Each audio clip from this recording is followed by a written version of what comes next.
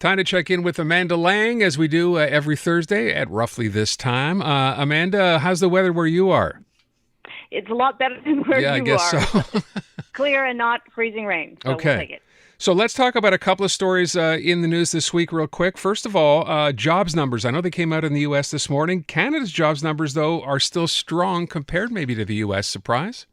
Yeah, surprising in the sense that more than economists expected at 35,000, mostly private sector, so that's healthy. It's not government jobs, which we've seen an awful lot of in recent years.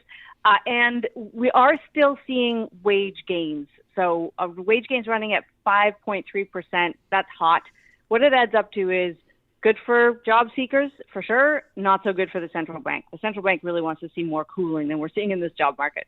So let me just ask, you brought up banks, and I want to make sure I get this because I saw the story this week. We know what happened in the banking sector or is happening in the banking sector in the U.S. with small regional banks.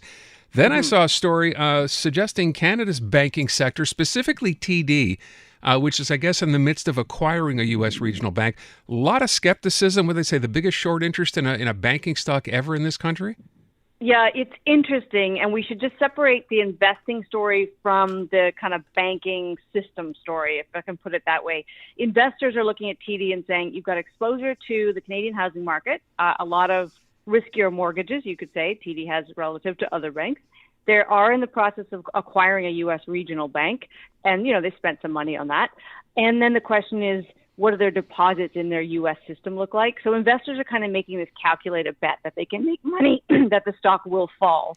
That doesn't mean TD Bank is unsafe or that our deposits are unsafe or that anything untoward is going to happen. It's just kind of this negative momentum bet. People I talked to today suggested it might now be overdone, actually. TD stock fell a lot because of these things in the wake of the Silicon Valley Bank collapse. It would have to fall a lot more to make this short position, as it's called, payoff. And there's some skepticism about whether it's going to fall that much. So I would just say your deposits are safe at TD, but from an investing story point of view, there's going to be some interesting things going on. Amanda, I just want to come back for a moment on what you spoke about before, that jobs in Canada are still strong and that could be problematic for central banks. We've spoken before about how we need more people to be unemployed for things to stabilize. I wonder if you can walk us through that concept again. Why is that the case? So what the central bank really wants to see is the economy to cool, and that is you and I to have less disposable income. Unfortunately, that's what they need because we have too much money in the system, and that's creating some of the inflation. Not all of it, we would caution, but some of it. And so they want to see a cool down. In a recession, of course, we tend to save more, we worry about losing our jobs, or we actually lose our jobs. And so it actually cools the whole system down. They really need that to happen. As long as everybody's employed and seeing wage gains, which is what we're seeing here, that won't happen. And inflation will stay strong. Prices will stay robust. We will still be able to afford everything we want to do. And so that's why this is bad news. So it's good news for Main Street. It's sometimes bad news for the central bank. So I have a question related to a story, again, that I saw today suggesting that the job market, and I realize U.S. and Canada, we talked about it off the beginning, are not necessarily the same. But record number of layoffs in the U.S., never been so many, I think, in the last, I don't know how many years. We saw a story this week where GM just laid off another 5,000 workers. We've seen Amazon do the same, Meta do the same. I don't think I can remember back to a time when this was happening the last time, unless it was during the financial crisis back in 08, 09. What does this portend? So there's two different things happening. One of them, especially in the tech sector, because we've seen these massive layoffs, as you say, from Facebook, and even some Canadian tech companies have had big layoffs, including Shopify.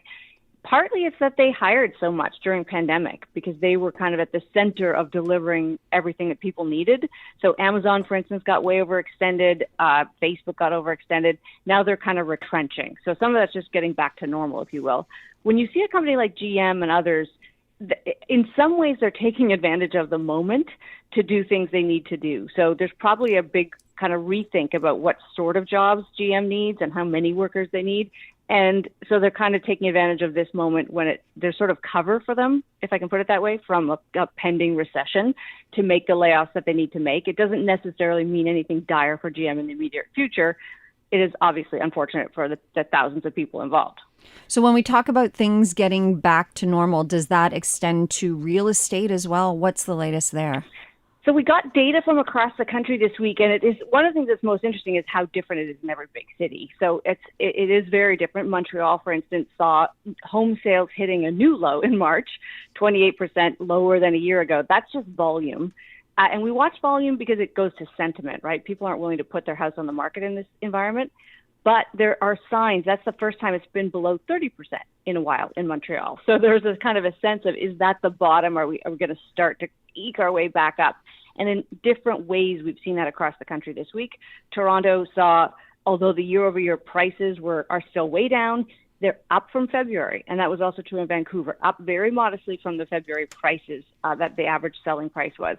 So signs of life, the people I talked to this week said too soon to really call it, but they're definitely happy to see a shift in sentiment. You'll know we're getting back to normal one way or the other when the volume picks up again, when we stop seeing these huge year-over-year declines. And do you think that's a factor then, a direct sort of correlation to when the Bank of Canada either stops interest rate hikes or starts dropping rates?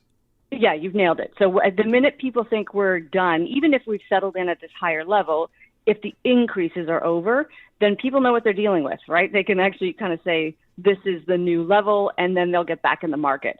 So the first place actually where you see rates take effect and then where the pain stops is in that lending market like mortgages, your line of credit, because it happens immediately. The minute the bank raises rates, you see those move. The longer term, slower moving impacts of rate hikes are things that are much less obvious, that take months and months to show up. But the minute the bank has stopped raising rates, you should see the mortgage market improve and the housing market improve. We just don't know if the bank's done yet. And when you see jobs data like we saw today, you have to ask the question, are they going to have to go again?